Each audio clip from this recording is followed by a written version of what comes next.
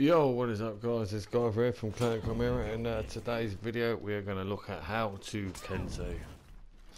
He's a tricky character to master and to get hold of. Everyone is low tier and all the rest of it. It does not mean that you can't seriously kick ass if you know what you're doing.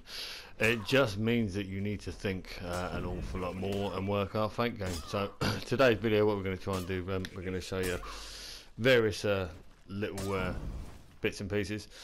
The first sort of little segment is just to show you how to feint and play the mind games, to get in their little taps, to get in that little extra little bit of damage where you can't just go fucking whole hog on these people. What we say with tanks, man, you've got to think, you've got to feint, you've got to keep them guessing, keep them on their toes. So what we'll do, we'll go through that bit first, and then we'll elaborate a little bit more. Okay, so before we get into the move lists and whatnot, just a time to illustrate a few brief sort of general points. One being, if you hit a guard break, that will count as the first hit in your chain.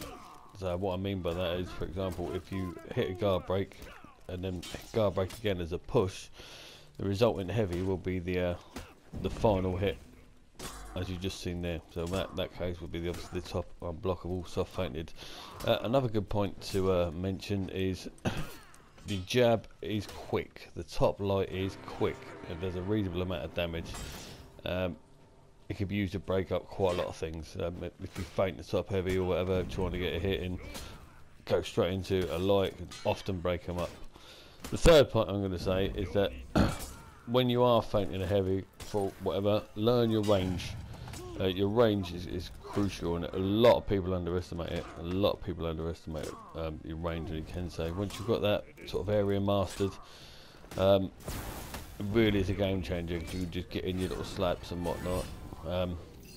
But you'll see more of that in action now as we go into the move list.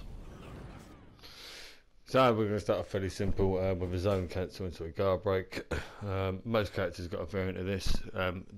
He's got good high primer on this zone, but you have to cancel within the first part before he starts the second swing. This one, the jab actually catches a lot of people out, man. So if you can whiff the first one and just get that prodding, that does catch an awful lot of people out. Your soft feint mechanic is strong, especially in team games, so you need to be using it. You need to be using it a lot, catch a lot of people out. This is a staple, heavy cancel into light. People go try and catch you for the parry, often catches them off guard. Another sort of variant really, you're just faking them out, they're expecting the unblockable top heavy. This is bread and butter. This is bread and butter of any good kensei, the dash cancel. This is something that you need to work into your game. A lot of our attack will revolve around getting that guard break.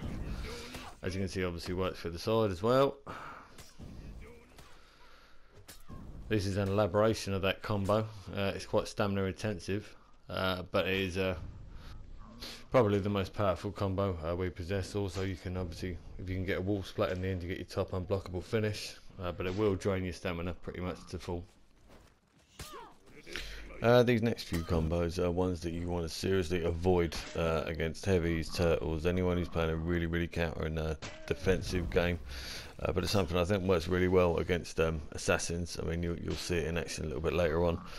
As I say, it's one of those, if people are looking to get in hits on you or break up your rhythm, then it's something worth employing against the guys who just sit there and wait. I mean, we all know who they are, the Lawbringers, the Conquerors, whatnot. I would seriously avoid it because it's predictable. Right, so there's a few combos for you to get the grips with. The real application of them is what separates the good players from the mediocre players, should we say. You can be as offensive as you like, but as soon as you hit that stamina wall, you're going to find yourself in trouble.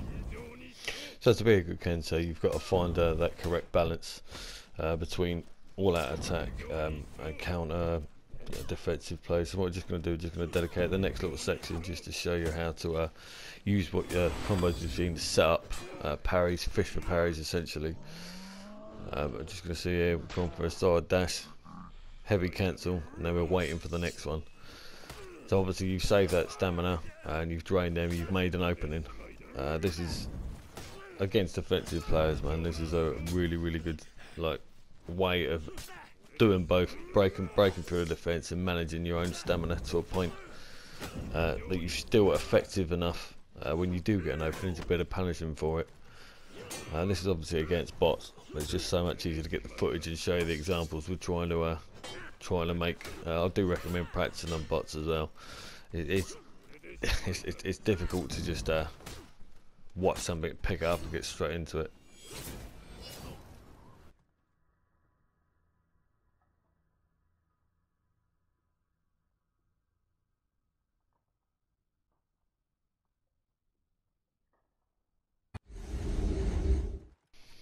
Okay, now we're getting into something that I very rarely see kenseis do. It is a little bit tricky on the fly, but yeah, kensei can deflect using his superior block on his dash. To perform this, you've got to have your block matching the corresponding attack and dash forward in. You can dash forward in using a helm splitter to get an opening, but to be perfectly honest, you can get straight in with a guard break every time, which gives you a side heavy punish, or if you're anywhere near a wall, you get a wall splat for your maximum top unblockable damage. I'm just going to show you it here. This is how it looks like. So it is fast. They're still in their attack animations, so they're unable to counter guard break it. So this is a really good thing you should practice, and it's certainly worth employing, especially on a time when you find it hard to get an opening. Really is a way. Nobody expects it. As I say, it is hard to pull off, but it's really worth the effort to learn, because if you can land one in the middle of a combo, you completely break someone's rhythm, and you're going straight in for a max punish like 45. On the topic of punishes, as you can show you a few here, obviously your max punish ideally is that top unblockable. I have had it before where you can get in a helm splitter into one, but it's a very tricky quick input, and if you're a little bit slow to react initially, then you can find that they can sometimes parry the unblockable, which kind of defeats all the object.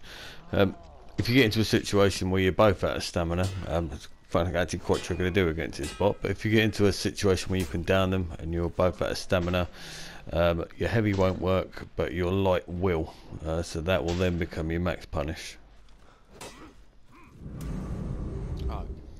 Okay, well that's the basics covered. That'll be the end of part 1. In part 2, the next video, we're going to be looking at how to fight characters. I'm going to be showing you PvP against every single character, the ways I've found to beat them, the ways to avoid.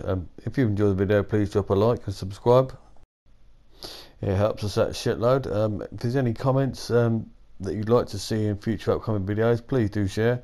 Thank you very much for watching. I've been Guyver, and I'll see you at the next video.